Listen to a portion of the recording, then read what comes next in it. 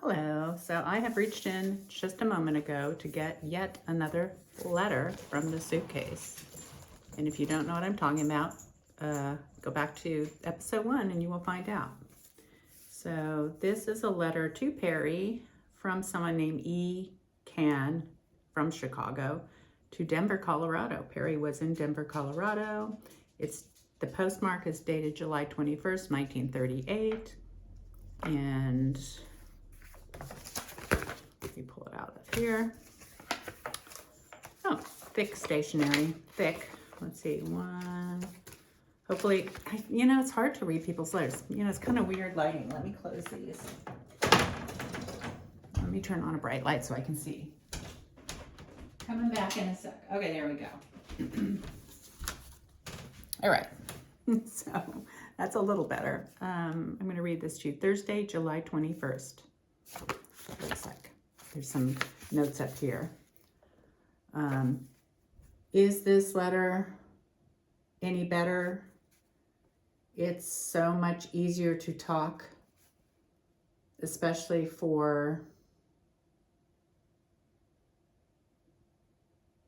something so long and something I've done my best. That's what it says up in that corner. Okay, here. Okay, it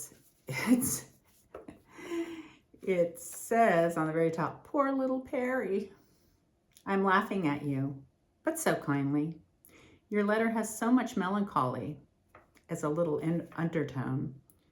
It almost makes me feel bad, although it is by far your best letter. You got off some things in really fine manner. I'm fond of you, little Perry. You accuse me unjustly, my friend. You say that in order to finish an unpleasant task quickly, I made comments on each paragraph of your letter when I wrote to you. It's time that I did just that, but for a far different reason. It seemed to me to be more like actually speaking with you when I commented on so many things you said. I would have done that had I been with you, I've never seen so many, nor such large houseflies. They're immense. This is the third one I killed in my house today. Excuse it, please. At any rate, as I was saying, it's rather something with me to make something and of other people's letters. I know I tend to have my questions and comments go unanswered. Also, I didn't consider writing an unpleasant task. That phrase I resend. My letters seem somewhat stilted to you, but that's simply because, unlike you, I speak so much better than I write. I really enjoy your letters immensely, Perry, especially this last one. I want more like it, please. Is it you? Which part? I have my job definitely now, often seeing about a dozen changes in the lineup in the last few days. Our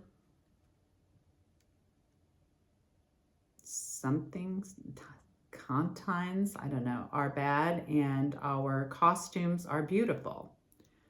They're being made for us, brand new, and they'll fit. We do a military number with an end of baton swinging, drum majorette, very effective, and mad dancing. We do a snazzy jazz, a cowboy, Snow White, and production number in beautiful chiffon costumes that range from a delicate orchid to a deep purple. We'll leave Chicago in the end of August, or around the 15th. We'll open up in some town in Michigan. I can't read the town, like Ioma, Michigan. We'll also play St. Paul, Milwaukee, Des Moines, Springfield, Missouri, Topeka, Oklahoma City, Dallas, Shreveport, Louisiana, and 2 or 3 other cities that I don't know. I'll have the itinerary soon, though. I was very anxious to get this job. I felt though I must do something in this manner. It's wonderful to go home some days and just partially something, I can't read it, almost like occupied or something, I can't read the word. And when I'm then rehearsing, I'm usually so tired that it's a delight to just go home and rest, at least some of the time.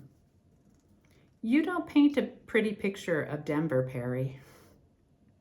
It seems imaginable to me that you can generalize with justification to much an extent. I mean, you give me the idea that practically the whole population is in the mire of ignorance, at least 20 degrees more than the rest of the country.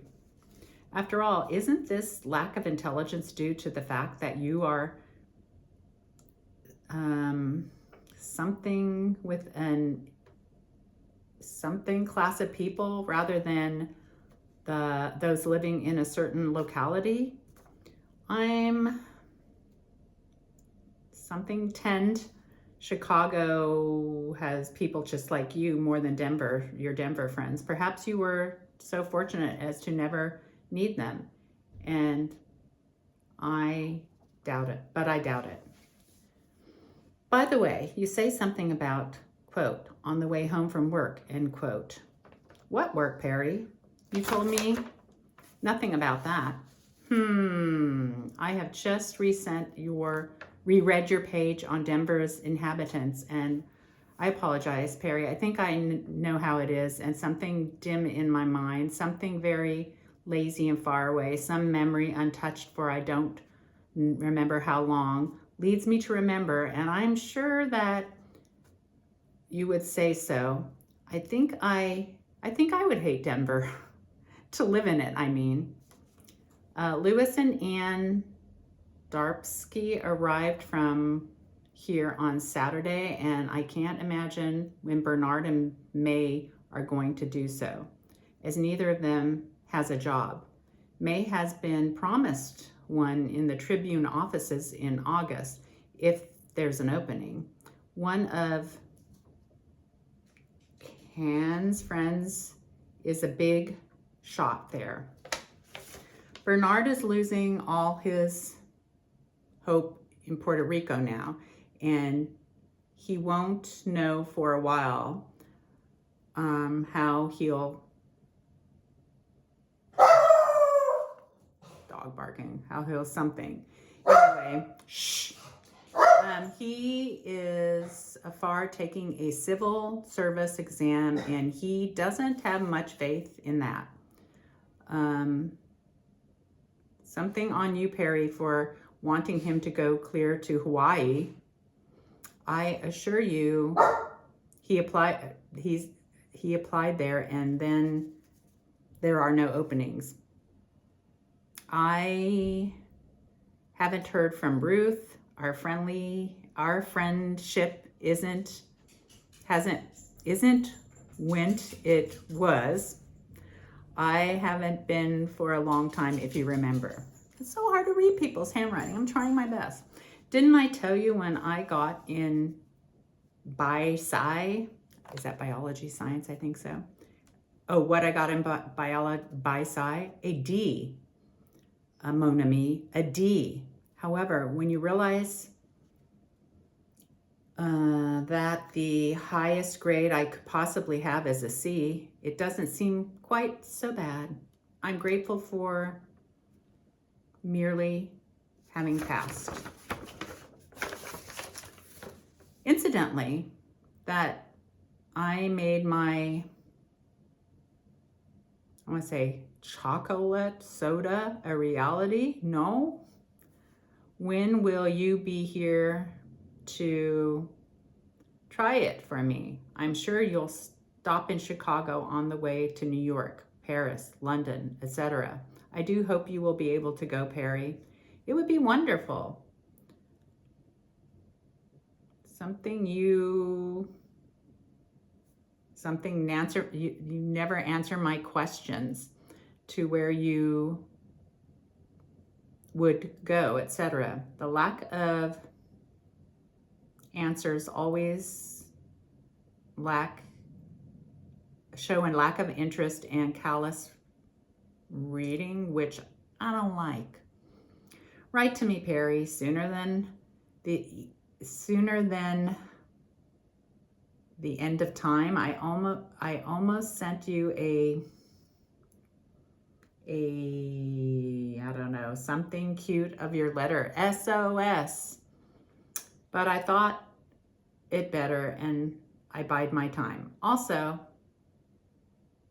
very not tell you about your trip to the mountains. It must have been lovely.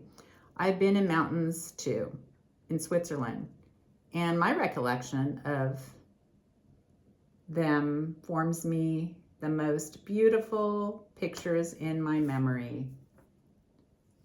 Fond regards, Elaine. Okay, so Cann is someone named Elaine.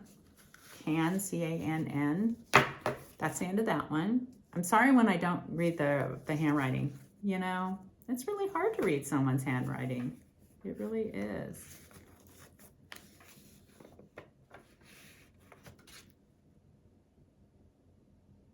Anyway, that's that letter. Letter number 3 from pulling it from the suitcase. Hope you enjoyed it. Hope you're having a good day. Hope to see you in the future. Bye-bye.